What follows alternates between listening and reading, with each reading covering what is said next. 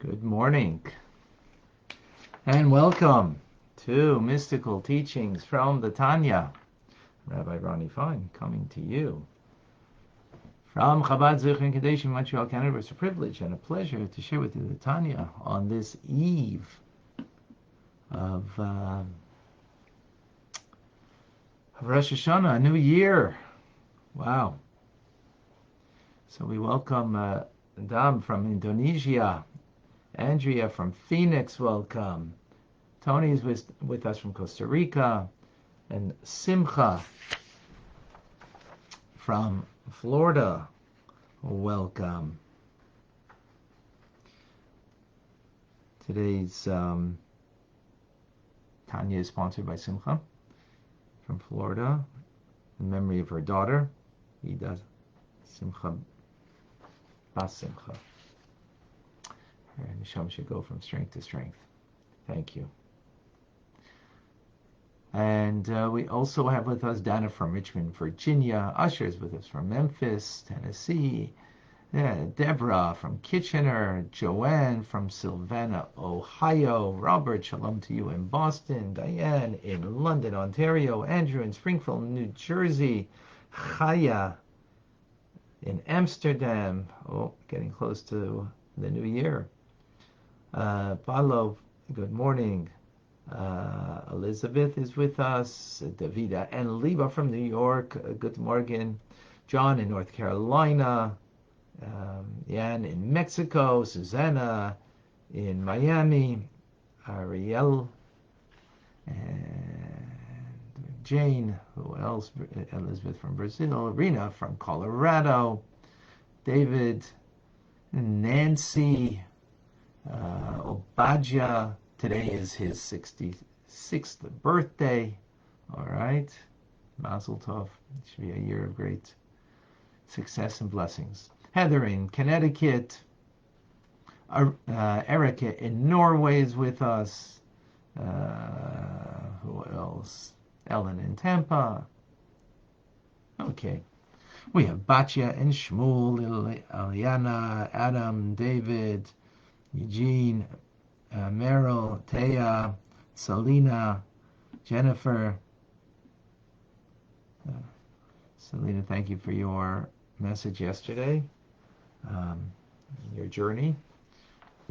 Glad that we could help in any way in your journey. May it be a meaningful, pleasant, and may you find that which you need to find. God bless. We have Yocheved with us. We have on Instagram, Andrew, Aliza, and some others I can't make out. Stefan, and others.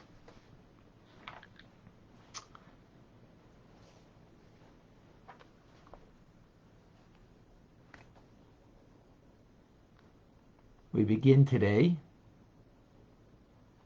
the 19th letter. In the previous letter, we spoke about Keser, the crown. That the crown that is beyond the individual is a metaphor for the divine light that is beyond creation. That which is part of creation is the 10 divine attributes, beginning with Chachma, three of intelligence, Chabad, and then the 7 emotions. That which is beyond is Keser. Now, it is a interface, an intermediary between creator and creation. That's what we spoke about previously. Now, in this letter, we have a similar idea of an interface, an intermediary, and that is the Torah itself. It is an intermediary between the infinite and the finite, creator and creation. And hence, it has two qualities. It has the infinite of Torah, and it has the finite of Torah. And this is, which we won't get the explanation today, We just begin with a verse.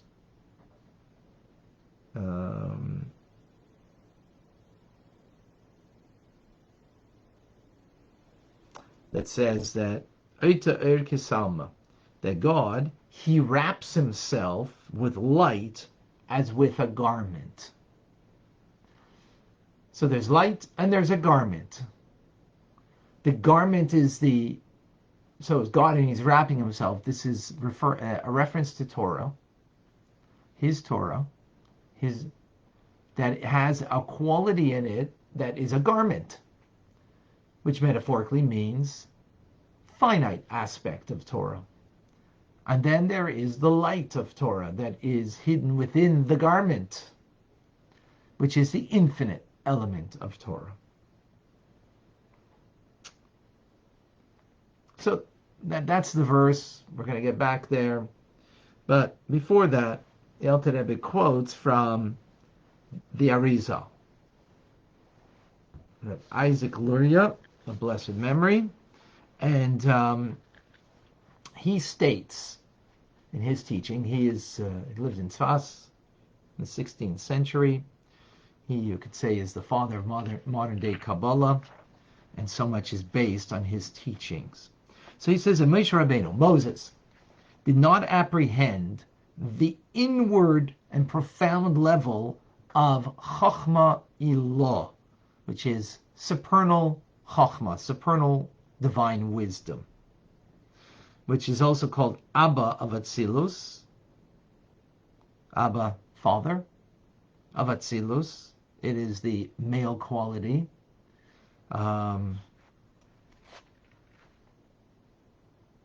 And this transcended him. This was beyond him. Now, if he didn't apprehend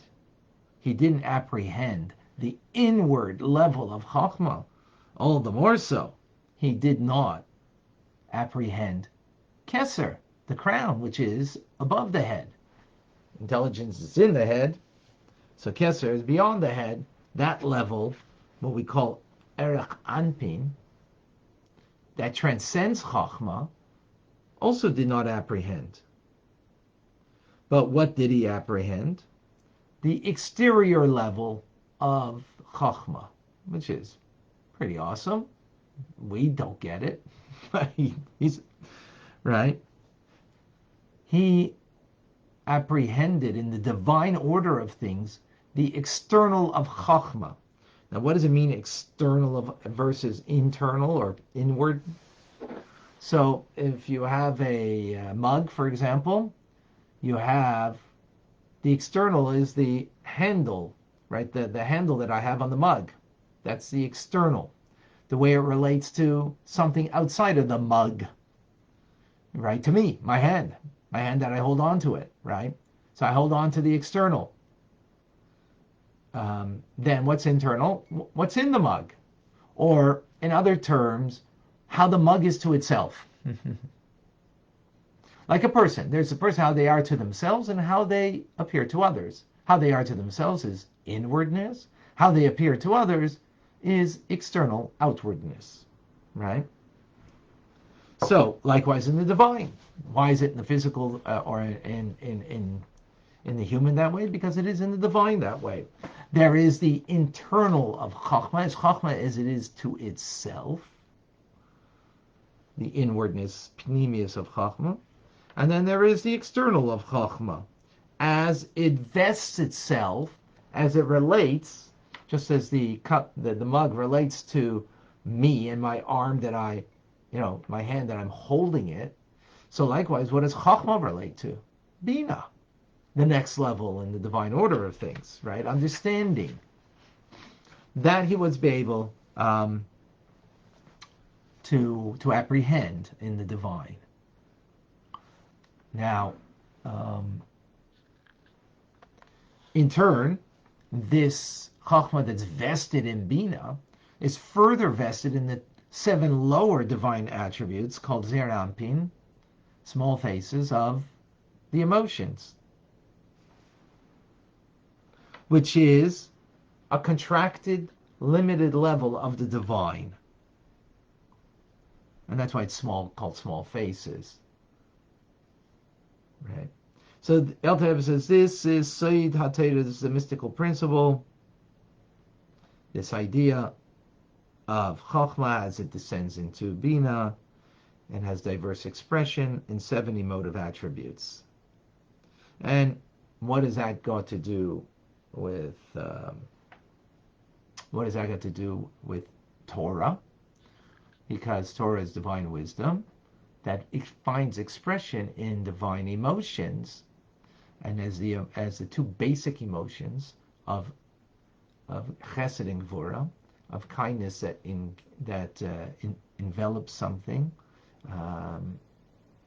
as kindness, it reaches to a person, envelops a person, and Gvura, which is withholding, restraining, holding back, right? So that finds expression, that divine wisdom finds emotive expression, and sometimes it embraces something and says it's kosher, it's valid, it is permitted. Sometimes it finds expression divine wisdom in Gvura, that no, it is not kosher, it is invalid, it is prohibited, it's something we need to stay away from, right?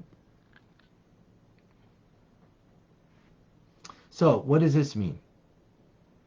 So what it ultimately means is that Moshe Rabbeinu's prophecy, being a great prophet, the greatest of all prophets, right?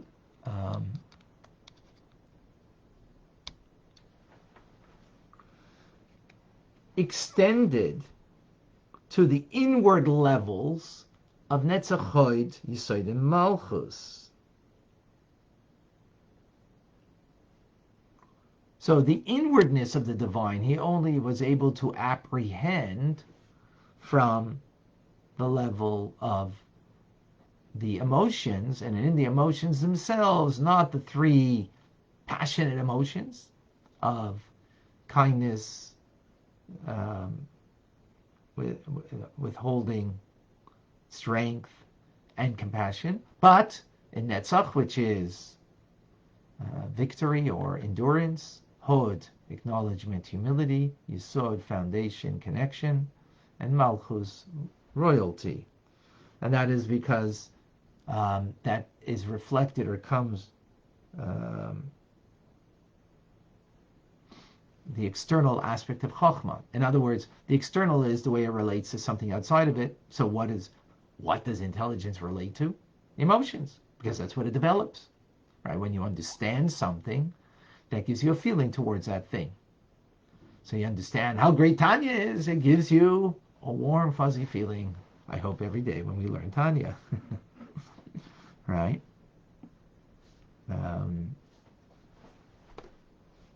So this is now the mystic principle of the supernal Chokhmah of Torah. Right? That is undistilled essence of supernal Chokhmah. But it is the root of Torah.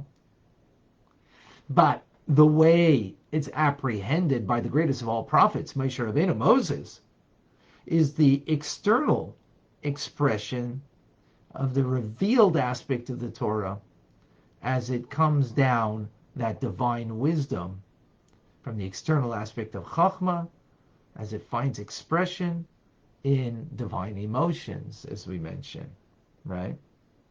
And with this, we can understand what it means that God said to Moshe Rabbeinu in the book of Exodus. He says, "You shall see my back," achorai in Hebrew, which is a metaphor for seeing the external aspect of the divine, not the internal, as we just expressed, right? That he didn't apprehend. Panai means my face, and God says, my face, my inwardness of the divine order of things. In other words, the inwardness of Chokhmah, as we explained. As in the mug, inwardness means not the handle on the mug, but the mug as it is to itself. Not the person, the way they express themselves outwardly to others, how people have a handle on you because the way you express yourself externally, but how you are to yourself. That was not privy to Moshe Rabbeinu, and that is the face of God. And that's what God says. Right? So I'm sure you always wondered, what kind of what is God saying? You're going to see my back. You won't see my face. So this is the content or the idea. Okay. Now the Alter Rebbe asks a question. A powerful one. There's no greater prophet like Moshe Rabbeinu, like Moses. We all know that. God said that about him. How then is it possible, the Alter Rebbe writes, about the Arizal and other sages, people like him, sages, not prophets, but sages, that they were able to apprehend even higher levels of divine order of things. And not only that, but they were able to expound upon it. They were able to teach it. Actually, the Alter Rebbe does that himself. Right? The levels of spheros that transcend Chachma and even Keser, the crown. And the same Arizal that we're talking about, who was able to expound the inner dimensions of the divine order of things, writes about Moshe Rabbeinu that he was not able to grasp those levels. Now, the Arizal was not suggesting that he was a greater prophet, a greater individual than Moshe Rabbeinu. Yet we need to understand over here what is going on. How is it that the Arizal, and not just him, but great sages like Rav Shimon Bar Yochai and other mystical sages were able to explain not only that they apprehended, but they were able to teach and explain dimensions of divinity that seemingly Moshe Rabbeinu did not apprehend in prophecy.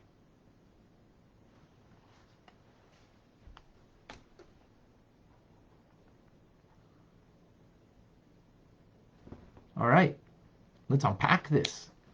That's the end of today's teachings. But let's, what does that mean? Well, I can't give you the answer because that's tomorrow's class and the day after, which we will do in due time. So I can't give you the answer to the question, but 2 points over here that are of importance. And that is that the Torah is the intermediary, the interface between God and creation, between the infinite and the finite, which we're going to, of course, learn more about that, what that means. As we explained, intermediary or interface has a component of the higher element that it is interfacing between and the lower element that it's interfacing between. So the higher element is the infinite of God, and the lower is the finite of creation. So the interface, the intermediary of Torah, has both aspects. As we explained in the metaphor, a garment is the limiting factor, and then there's the infinite, which is the light, the metaphor of light. What that means, we're also going to get there. What's the infinite? What's the finite? That will be a distinction that we will understand, the difference between Moshe Rabbeinu and the sages, and what Moshe Rabbeinu apprehended versus what the mystical sages were able to apprehend. And as we will see, the distinction between, metaphorically at least, or the concept of seeing versus hearing, which we will get to. But the important point I want to bring out over here is that the Torah, its teachings, is the intermediary, meaning it is the go-between of bringing the infinite light of God and the finite light of God into this world. So when we're studying it right now, that is something that we are accomplishing. Very important. Right? In other words, um, it's Torah that and its teachings and how we need to conduct ourselves that is the manner and how we can bring divine light into this world. That's the important thing that comes out of this. And the second point is, of course, again, we only have the question: what it means. What does it mean a prophet? What does it mean a mystical sage? Some more on this to come. And of course, the beautiful metaphor of light and a garment, the two things in Torah that we need to understand. So we're really kind of more in a question here, but I guess the take home or the unpacking over here that's important is to appreciate the Torah is divine and has two elements: the infinite of the divine and the finite of the divine, and that we have a connection to both of them, as we will see. And if we want to bring divinity into this world, it is the source. Okay. Questions, comments, thoughts, to bring clarification. 2 question marks before you ask a question on Facebook and Instagram.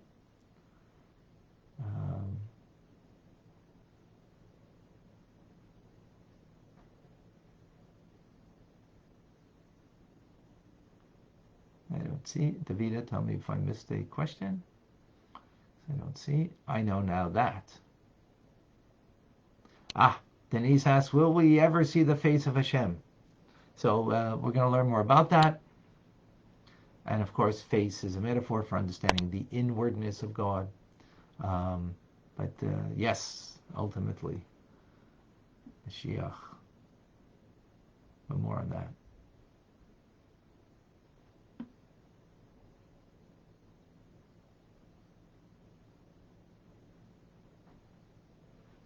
That's it, no questions. Such clarity. Everybody here is what either a sage or a prophet. I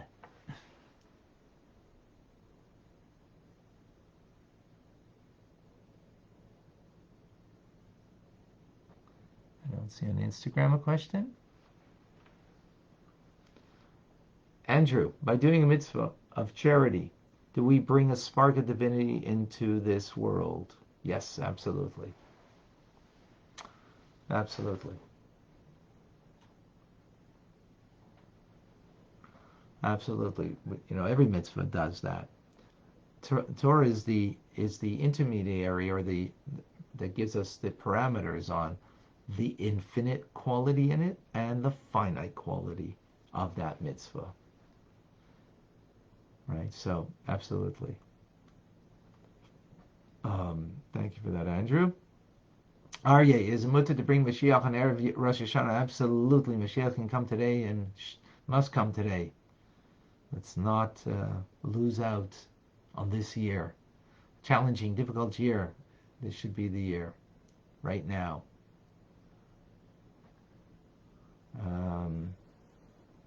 Haley.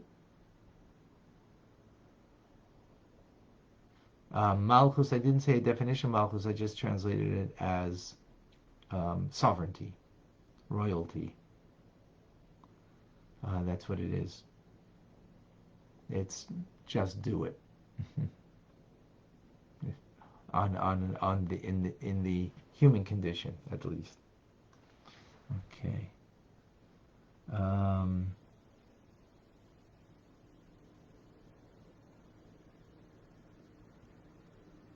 Anybody here with a question, with a comment, with a thought?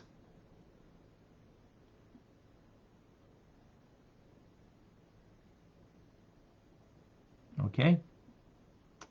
So, if that's the case, first of all, I want to again thank Simcha and to make note that she's sponsoring today's Tanya in memory of her daughter, Ida Simcha.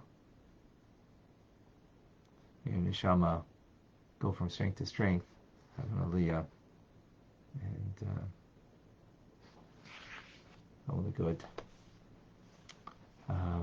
Only good.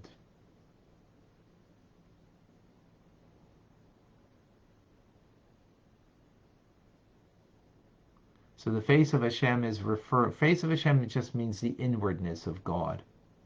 The back means the external. Again, there's the inwardness of the person, the external of the person, of the mug, right? So we have that concept. So it means the inwardness of any particular divine attribute. Yes. Absolutely. Rabbi? Sure, Thelma, go ahead. So are you going to talk more, I guess, later about each quality, the inwardness and the outwardness? Yeah, that will be in following classes. Yes. Sorry. Beautiful. No, thank you. No, since we follow the daily teachings as it's set aside by the previous Lubavitcher Rebbe, so that's what we're doing. I only, I did do, I get it. You're on the edge of your seat, and that's good. Want to know what's going on over here? What does this mean? All these metaphors, all these ideas, and what does it mean a prophet and a sage? What does it mean a light and a garment? What does it mean inward and outward? And so on and so forth. Yes. So that's good. We'll be eager to come back. Suzanne is asking, how does this relate to Shabbos Kiddush when we mentioned Zeir Anpin? So Zeir Anpin is the small faces. I have to double check. Good question, Susanna rather. But I have to double check. I'm not certain. Off the top of my head. Sorry. All right. So, folks, I want to wish everybody Ksiva v'chasima teva l'shana teva m'sukkah should all be blessed with to be written and sealed for a good and sweet year. It should be a year that you have a great nachas if you have children, or anybody that you mentor, that you should have great joy from them. You should have good health, and you should have great wealth.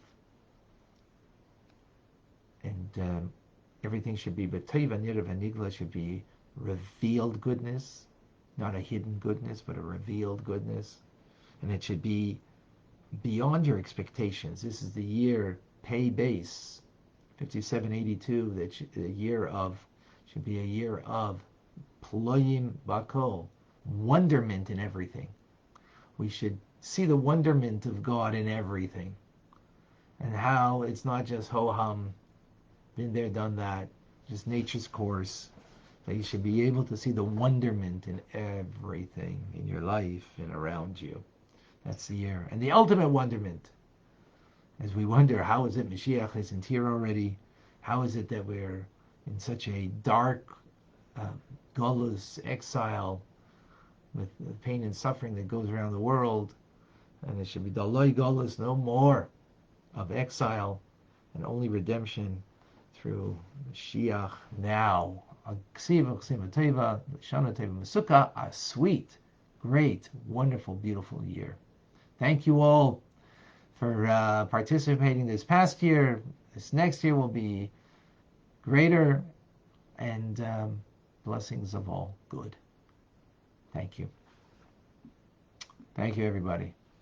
Good. Amen. Thank you. Thank you, Rabbi. God bless you. Oh, a reminder of that we have Rambam today at 12:45.